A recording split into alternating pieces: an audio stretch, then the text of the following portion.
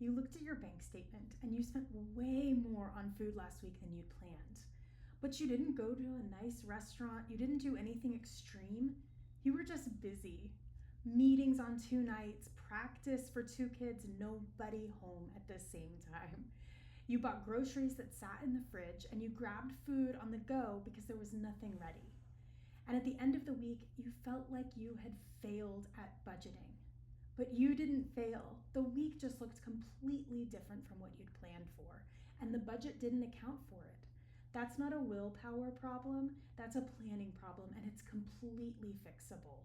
Here's what's actually happening in weeks like this. You built a normal budget: groceries, gas, the usual things. And then a week showed up where none of that applied. Meetings, practices, events, a week where you weren't home for dinner hardly at all. The grocery budget got wasted because you bought food nobody ate.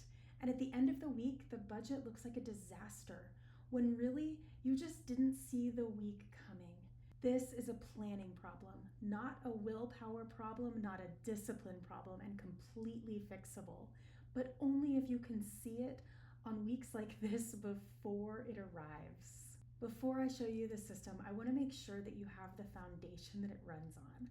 I have a free budget guide linked below this video. It's the simple zero-based budget that I've used for 20 years. Everything I'm about to walk you through lives inside of this.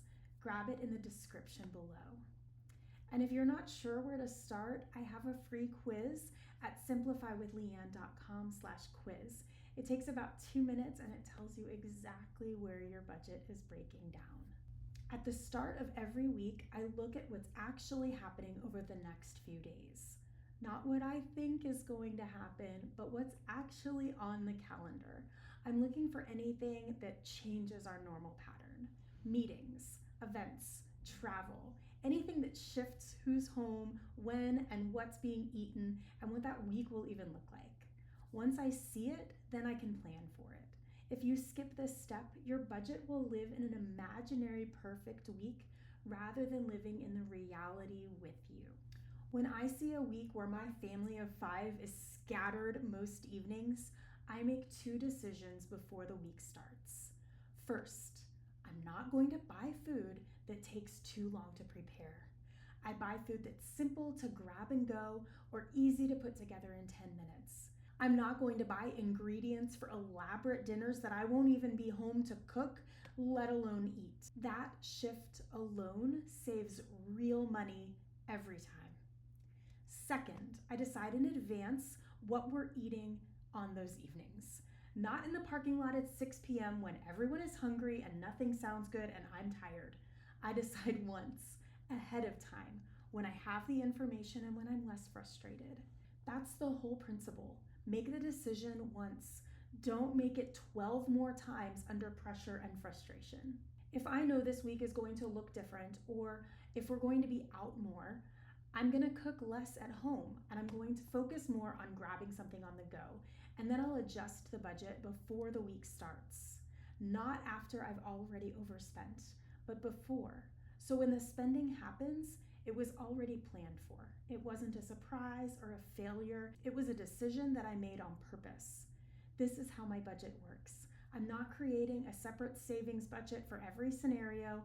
I'm just moving money within the budget before the spending happens, which is what keeps the overall plan intact, even when weeks look drastically different. For chaotic weeks like this, I literally write down what we're eating each evening. Something simple, ready to go in the fridge for whoever gets home first, planned. A quick grab on the night where we're all scattered all over the place, planned. I just want to know what's happening, so I'm not making a stressed decision at the end of a long day when my kids are asking, "What's for dinner?" Nothing is thawed, nothing is prepared, and everyone is hungry. I want to stop here for a second, because this system only works if you can actually see your budget clearly so that you can move things around as necessary. If you're tracking money in your head or on your notes app or just kind of hoping that everything works out, you need a place to see it clearly. The free budget guide is what makes this possible. It's a zero-based budget where you can see every category, move money between them, and carry things forward from one month to the next. It's free, it's simple, and it's what makes everything work that I just showed you. The link is in the description. I have 3 kids and they're very busy, and my husband and I are also very busy. So here's what an average week looks like in our house. Sunday night, we're all at church, we eat there, we cook everything there, nothing needed at home. Monday, I have a board meeting, so my husband feeds the kids and I grab something when I get home. Tuesday, one of us is at a meeting, the other one is making something simple at home. Wednesday, the same. My husband is out and I'm home with the kids, so we eat something and he grabs something when he gets home late. And then in the middle of all that, we have middle schoolers who are hungry at 9 o'clock at night. It's not chaotic, it's just normal. And if I go into the week having bought a full grocery order of things that need to be prepared and eaten together, I will waste food and I will feel like something went wrong. So on Friday, I look at the week coming up. I see what's coming and I buy my groceries accordingly. Simple foods, easy things, stuff that can be grabbed whenever by whomever is home.